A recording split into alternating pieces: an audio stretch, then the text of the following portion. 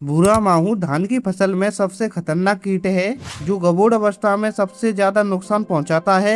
यह धान की फसल का सबसे नाजुक पड़ाव होता है क्योंकि पौधा पूरी ऊर्जा बालियां बनाने में और दाना भरने में लगाता है। इसी समय भूरा माहू फसल पर डेरा डाल देता है। इसे नजरअंदाज करना भारी नुकसान का सौदा हो सकता है। आज हम इस वीडियो में जानेंगे कि भूरा माहू क्या है, यह कैसे फैलता है और इसे एक बार में ही कैसे पूरी तरह कंट्रोल करें। नमस्कार किसान भाइयों, स्वागत है आपका भूपेंद्र एग्री खेती यूट्यूब चैनल पर। तो वीडियो में देर न करते हुए वीडियो को शुरू करते हैं। भूरा माहू, जिसे ब्राउन प्लांट हॉपर या तेला भी कहा जाता है, धान के तने के निचले हिस्से में पानी के पास जो जड़ों के आसपास झुंड में रहता है। यह बहुत तेजी से एक पौधे से दूसरे पौधे तक उड़कर या कूदकर फैलता है और यह पूरे खेत को सुखाकर भूरा कर देता है, जिसे हॉपर बर्निंग कहा जाता है। भूरे माहू का जीवन चक्र लगभग 3 से 35 दिन 3 अवस्थाओं में पूरा होता है। मादा कीट तने के अंदर बहुत चालाकी से अंडे देती है, जहां दवाइयां आसानी से नहीं पहुंच पाती। 5 से 7 दिनों बाद अंडों से निफ निकलते हैं जो 10 से 15 दिनों तक पौधे का रस चूसते हैं।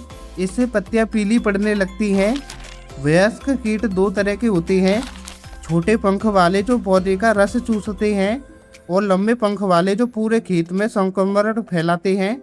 लेकिन कीटनाशक के छिड़काव से पहले 2 काम जरूर करें। खेत में भरे पानी को निकाल दें और सिर्फ नमी बनाए रखें। पानी हटने से कीटों का ठिकाना खत्म हो जाता है और दवा बेहतर तरीके से काम करती है। प्रकोप दिखाई देने पर यूरिया बिल्कुल ना डालें, क्योंकि यूरिया से हरापन बढ़ता है और कीट अधिक सक्रिय हो सकते हैं। भूरा माहू को रोकने के लिए आपको एक कॉम्बो लेना है, जो उसमें 3 उत्पाद मिलते हैं, जो उनका प्राइस बहुत ही सस्ता है। इस कॉम्बो में सबसे पहले आपको मिल जाएगा बीपीएस सुपर, जो कि धान की फसल में माहू को कंट्रोल करने के लिए खास तौर पर बनाया गया है। इसमें पाइट्रोजन 50% WG फॉर्म में होता है और यह एक पायराइडन ग्रुप का कीटनाशक है।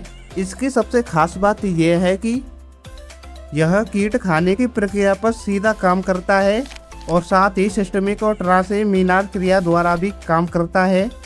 स्प्रे करते ही दवा पौधे के अंदर हर एक भाग तक पहुंच जाती है और ट्रांसफ्लेमिना क्रिया होने की वजह से ये दवा पत्तियों के निचले हिस्से तक जाती है और सिस्टमिक एक्शन के कारण यह दवा पौधे के अंदर पूरे भागों में फैलती है।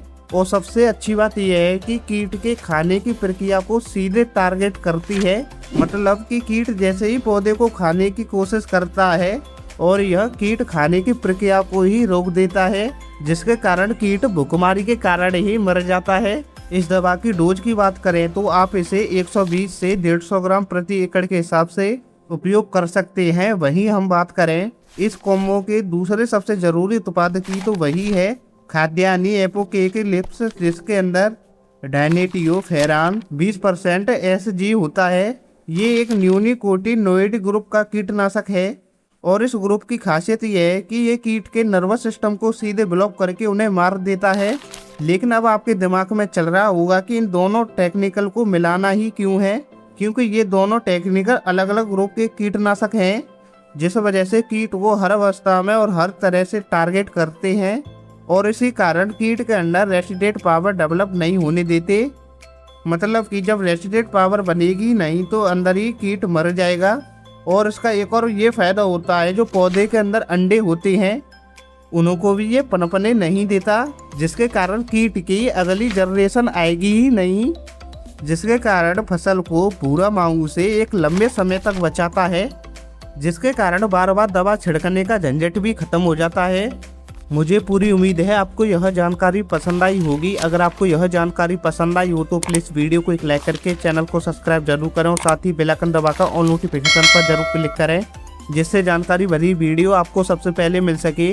मिलते हैं अगली वीडियो में एक नई जानकारी के साथ। जब तक के लिए धन्यवाद।